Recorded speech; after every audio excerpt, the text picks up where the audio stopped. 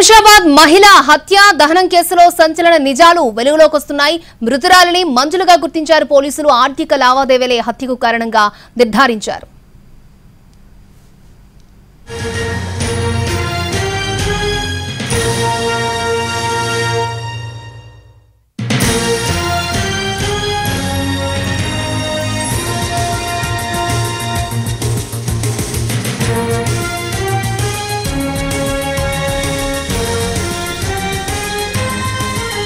శంషాబాద్ మహిళా హత్య దహనం కేసులో సంచలన నిజాలు వెలుగులోకి వస్తున్నాయి. మృతురాలిని మంజులుగా గుర్తించారు. ఆర్థిక లావాదేవీలే హత్యకు కారణంగా నిర్ధారించారు పోలీసులు.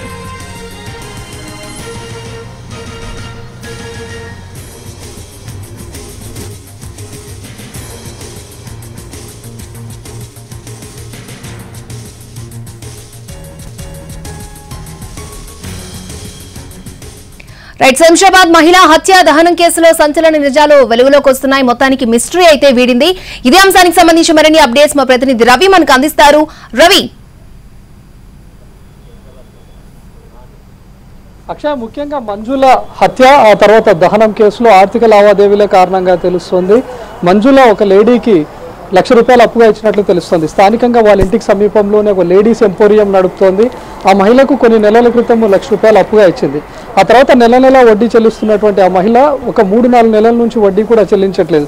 దాంతో మంజుల భర్త లక్ష్మణ్ ఇద్దరు వెళ్ళి వాళ్ళ ఇంటి దగ్గర గొడవ కూడా పెట్టుకున్నట్లుగా తెలుస్తుంది. దీంతో కోపం పెంచుకున్నటువంటి తనే మంజుల ఒంటరిగా వెళ్ళడాన్ని చూసి గమనించి హత్యకు పాల్పడినట్లుగా తెలుస్తుంది. హత్య చేసిన తర్వాత మరో 2 యువకులతో కలిసి మంజులను దారుణంగా డీజిల్ పోసి తగలబెట్టారు. మరి ఆ సహకరించినటువంటి ఆ 2 యువకులను కూడా ప్రస్తుతం పోలీసులు అదుపులోకి తీసుకున్నారు. ఎవరైతే లేడీస్ ఎంపోరియం నడుపుతున్నారో ఆ మహిళను కూడా పోలీసులు అదుపులోకి తీసుకొని విచారించారు. మరి ఒంటిపైన నగలు కూడా మాయమవడంతో చంపినటువంటి లేడీనే తనే నగలు దోచుకెళ్ళిందా, లేకపోతే ఆ 2 యువకులు సహకరించినటువంటి వాళ్ళు దోచుకెళ్లారా అనే వివరాలు కూడా ఇంకా తెలియాల్సి ఉంది. అయితే ముఖ్యంగా మంజులాని డెడ్ బాడీని పోలీసులు గుర్తించిన తర్వాతనే ఈ విషయాలన్నీ కూడా వెలుగులోకి వచ్చాయి. ఎప్పుడైతే ఆ స్పాట్లో దొరికినటువంటి ఖాళీ మెట్టెలు, ఖాళీ కడియాలు, ఆ తర్వాత కొన్ని కీస్ లభ్యమయ్యాయి.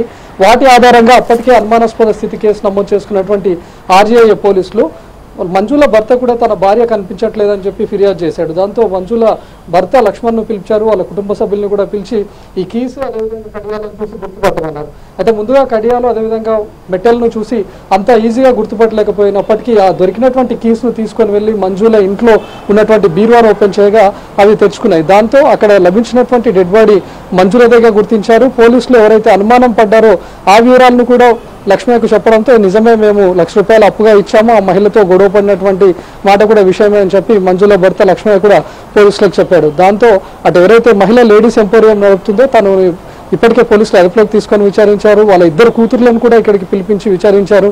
అదేవిధంగా అల్లుడు మహమ్మద్ను కూడా ఇక్కడికి పిలిచారు. తన ప్రమేయం ఏమన్నా ఉందా అని కూడా ఆలోచించారు. ఎందుకంటే సహకరించినటువంటి వారిలో 2 యువకులు కూడా ఉన్నారు. బైక్ పైన వచ్చినట్లు సీసీ ఫుటేజ్లో కూడా మనకు తెలుస్తుంది. కాబట్టి ఆ సహకరించినటువంటి వాళ్ళు ఆ మహిళకు చెందినటువంటి బంధువులా లేకపోతే ఇంకెవరైనా స్థానికంగా ఉండేటటువంటి వాళ్ళ అనుమానంతో పోలీసులు అందరినీ విచారించారు. సో ప్రస్తుతానికైతే ఒక మహిళ కీలకంగా తెలుస్తోంది. ముఖ్యంగా ఆర్థిక లావాదేవీలే కారణంగా కూడా పోలీసులు తేల్చారు. మరి ఆ మహిళ చంపిందా, ఆ తర్వాత చంపి భయపడిన తర్వాత ఎవరికైనా తెలుస్తుందనేటటువంటి ఉద్దేశంతో డీజిల్ పోసి తగలబెట్టారు. అసలు ప్లాన్ ఆఫ్ మర్డర్ ఏ విధంగా ఉందనేది కాసేపట్లో డీసీపీ కూడా మీడియా ముందు వివరాలన్నీ వెల్లడించనున్నారు. అక్షయ. ఓకే రవి.